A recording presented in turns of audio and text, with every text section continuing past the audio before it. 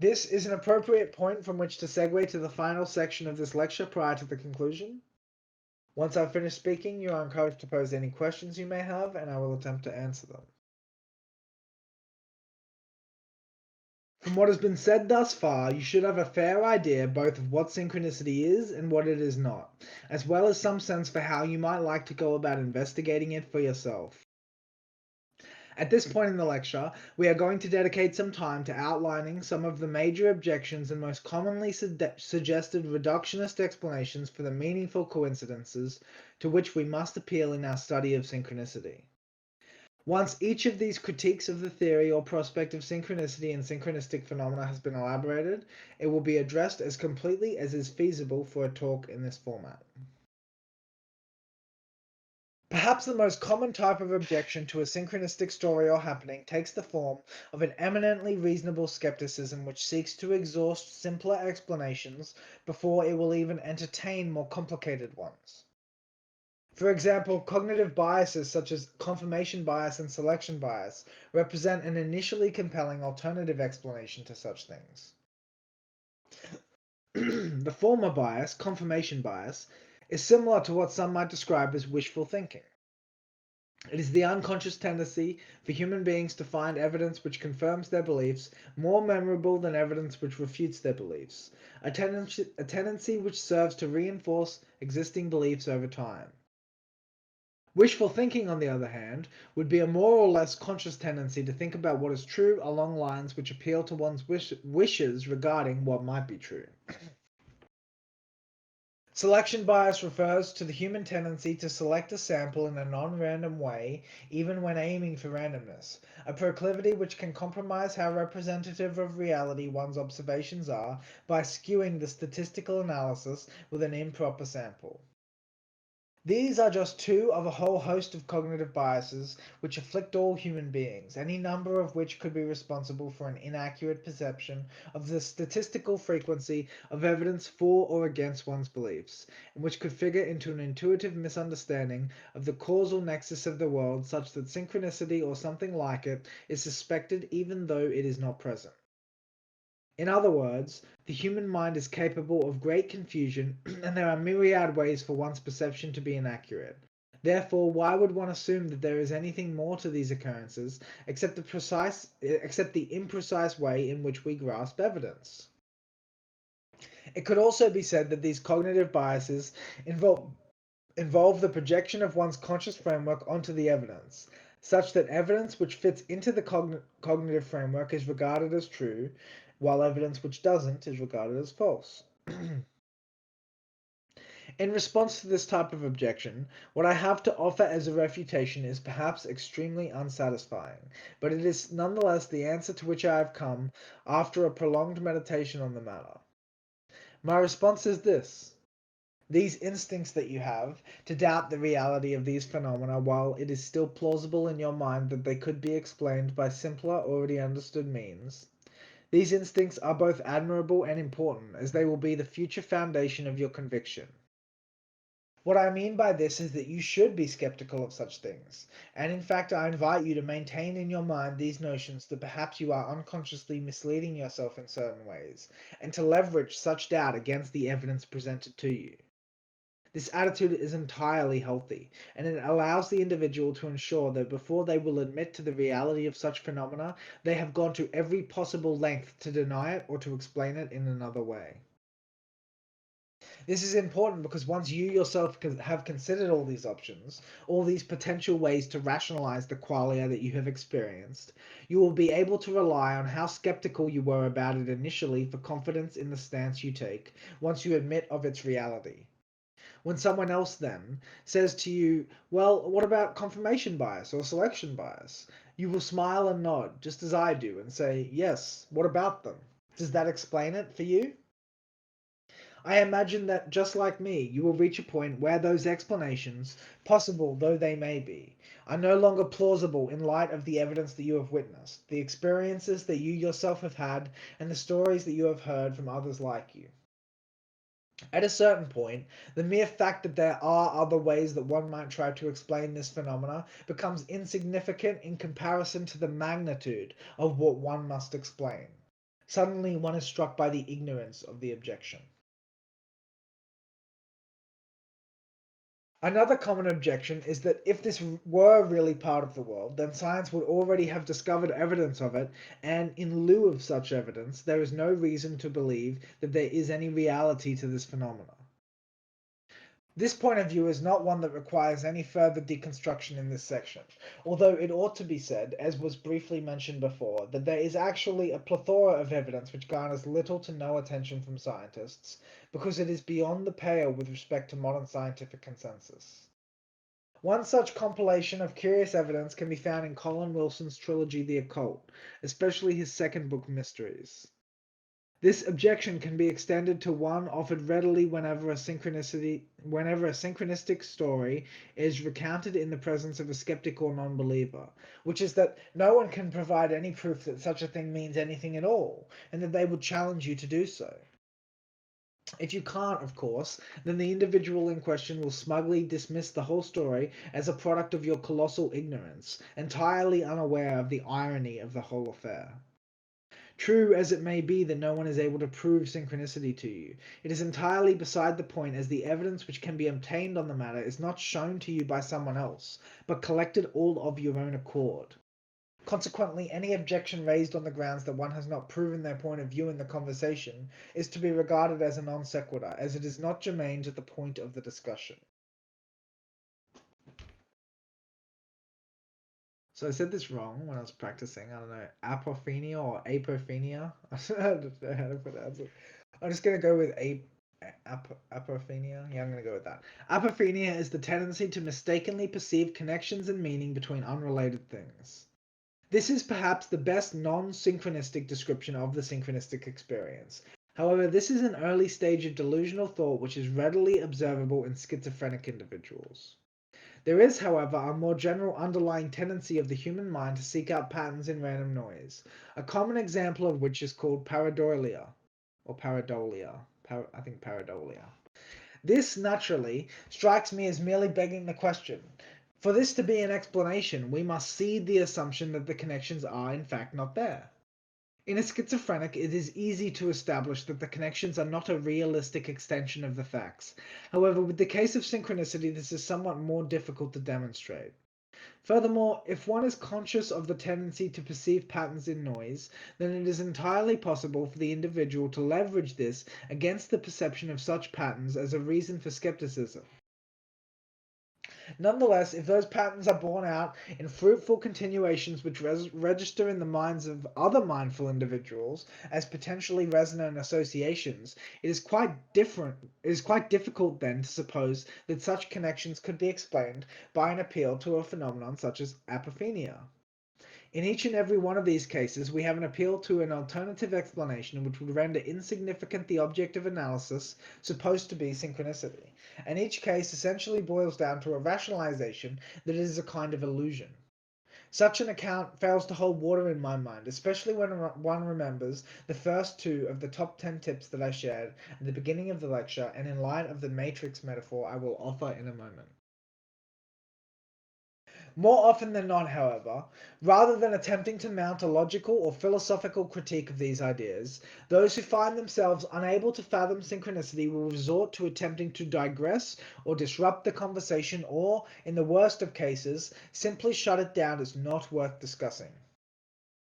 It is very common for these discussions to attract the ire of those who cannot create a mental space for such phenomena, and attempts to dialogue on the subject may invite the interjection of hostile parties who wish only to preserve the intellectual status quo which serves as a baseline for their conception of reality.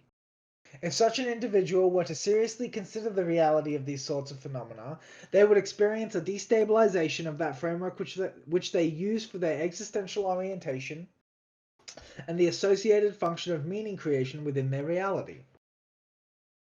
Certain attitudes towards reality deal with anomalous phenomena by dampening them, denying their reality, and generally coping with the threatening nature of the exceptions by refusing to admit their existence. These attitudes are typically possessed by those who are unable to tolerate the idea that other reasonable people might find such things worth discussing. as affording these ideas the status of plausible admits of the exact chaos which they are attempting to avoid by denying them. For such individuals to admit that these notions are plausible is consequently to undermine those mechanisms by which one delimits delusion from inspiration, which seems a dangerous idea. Consequently, there is no such consideration possible, and these ideas are decried as not only absurd, but sometimes even as dangerous, and the need to interject and refute them is therefore compulsive in nature, not rational. As we come to the conclusion of the lecture for tonight, let us review what we have discussed thus far about synchronicity in summary form. Firstly, we talked about the nature of synchronicity, some common and/or useful definitions of it, and we began to explore a little about what it meant to stalk it. You will notice that I place special emphasis on the resonance chamber definition throughout the lecture. However, the other definitions provided are extremely helpful guidelines which one can use to get a sense of the nature of the phenomena also. This art is called stalking synchronicity because that metaphor of stalking another animal is very apt in relation to this phenomenon, which manifests always as elusive signs which constellate just outside your conscious understanding and lead you on.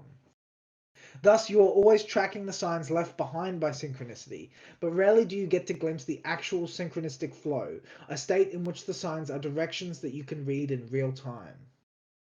After talking about why it's called stalking synchronicity, we discussed some examples of synchronistic stories in order to give you some idea of what kinds of experiences one would have to look for if they wanted to find what it is that I am speaking about.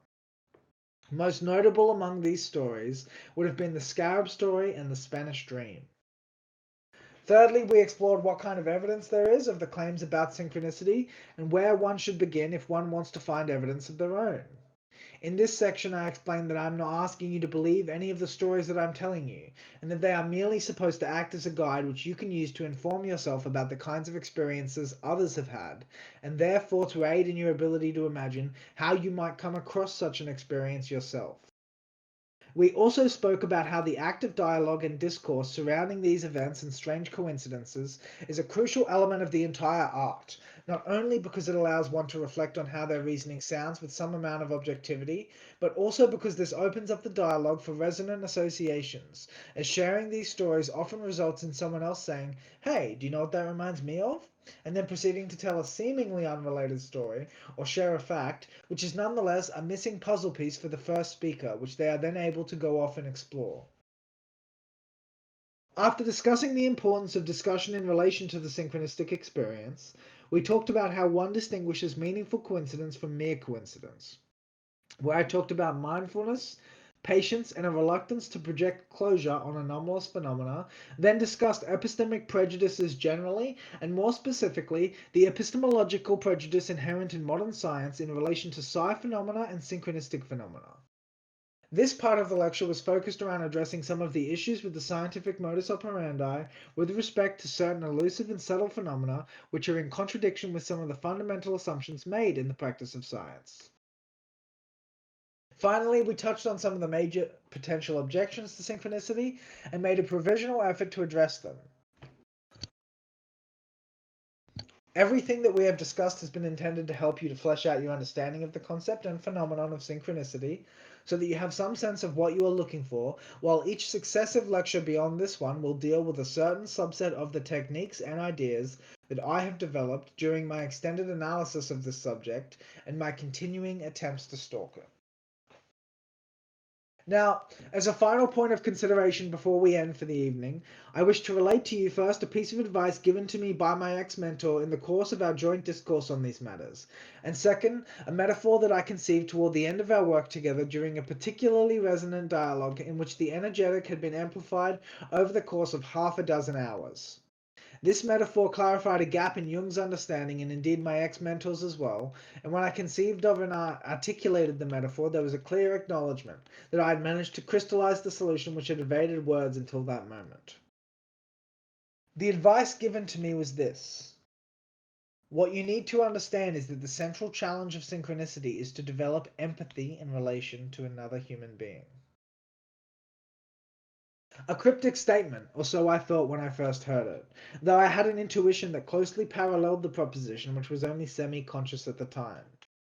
I have come to understand this statement to be something quite profound, a proposition which speaks to the fact that the healing problem is a key aspect of the synchronistic experience, and that it is only when we have learned to relate to other people and consider their experiences, intuitions, and emotions as being equally as valid as our own, that we begin to gain access to the full set of information which is necessary in order to put the entire puzzle together.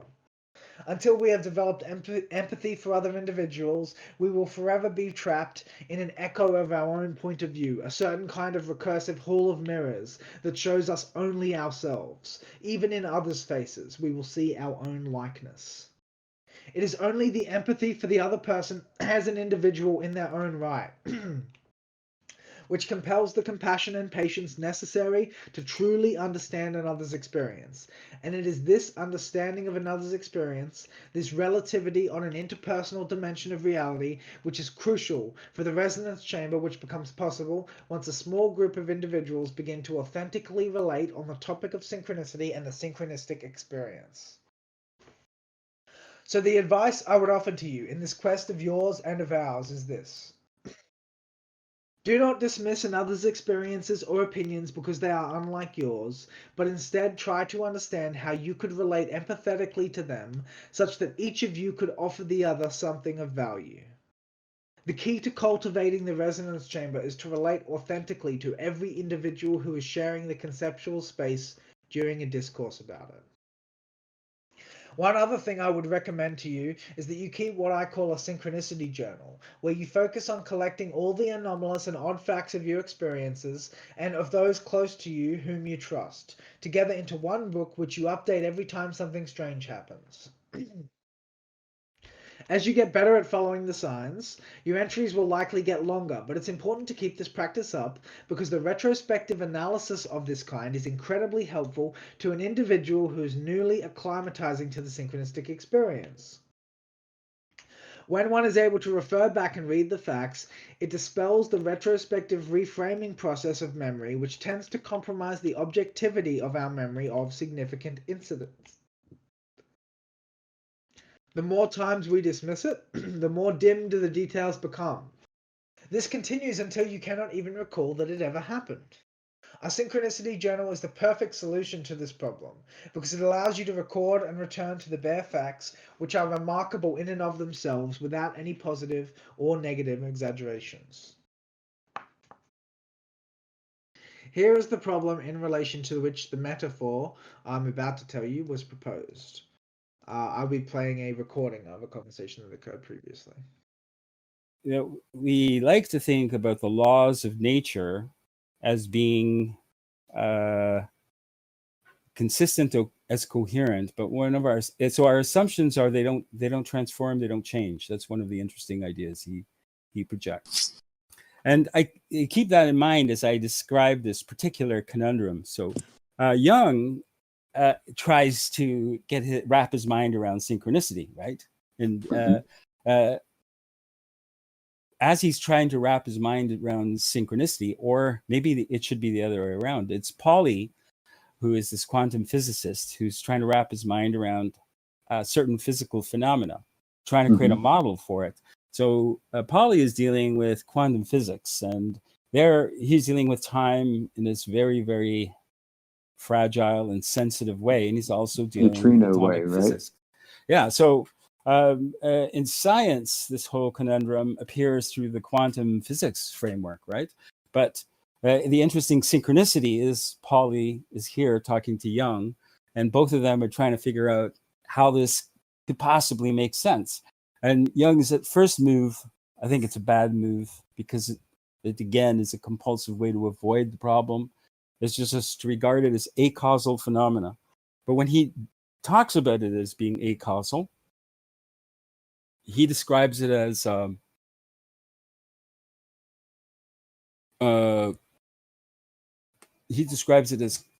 it appearing to be causal, but not possibly causal. That's what he means by a causal. But the problem is that there does appear to be an unexplainable causal nature to it. Are you sure it's unexplainable though? I don't think it's unexplainable. I think it is explainable, but Uh, But is it causal or is it acausal? It's causal in a different framework. So is it in the ontological sense? Is it causal or acausal? I would say it's causal. Causal. Interesting. Yeah, I agree. I think that just that the paradigm that Jung is thinking of the real world in, the only way you resolve the paradox is by calling it acausal. I think that's not a good resolution. If you believe that the universe is coherent, and that's always my first assumption, something truly remarkable has to happen for me not to believe that. Nothing's ever contradicted that first principle, and I doubt anything ever will. And so then the question is to look for what's the framework? What's the logical framework that this phenomena could be happening in? So here's one very, very interesting. I love to follow almost like literary motifs.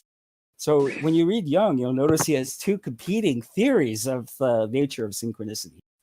And this is what makes it really fucking fascinating, because I also had these two competing theories, and I went back and forth, almost like a cognitive dissonance between the two.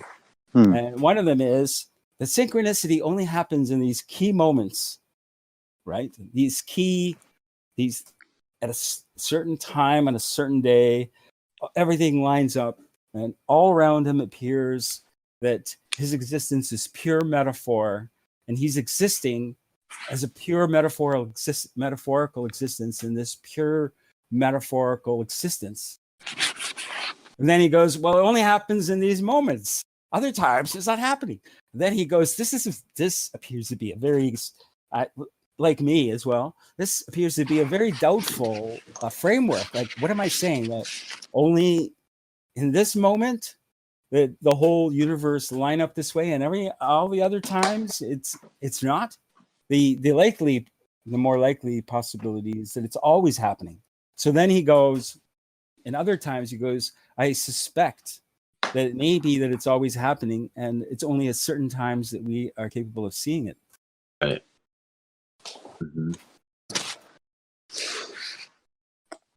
Do you see the interesting binary this creates?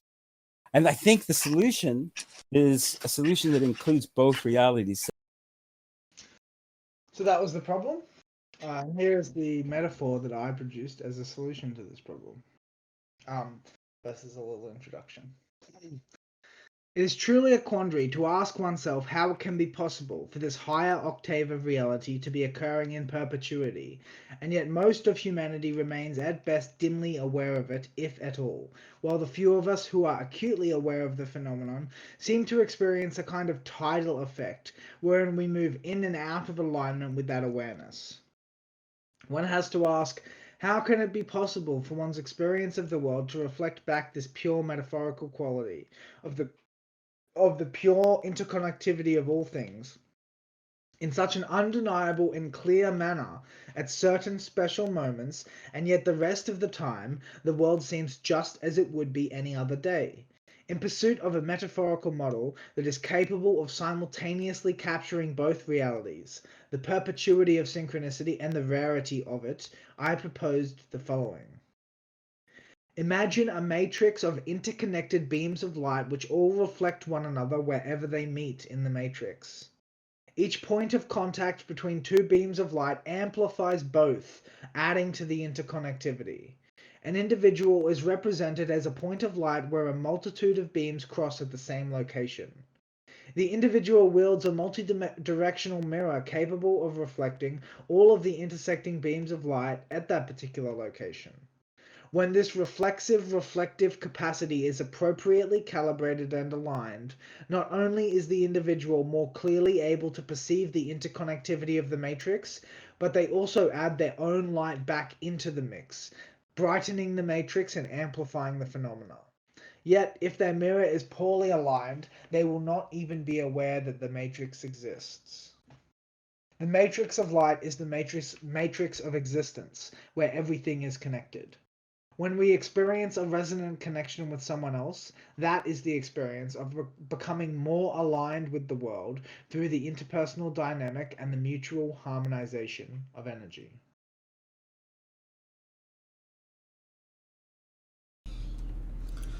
Hey guys, thanks for watching that lecture excerpt.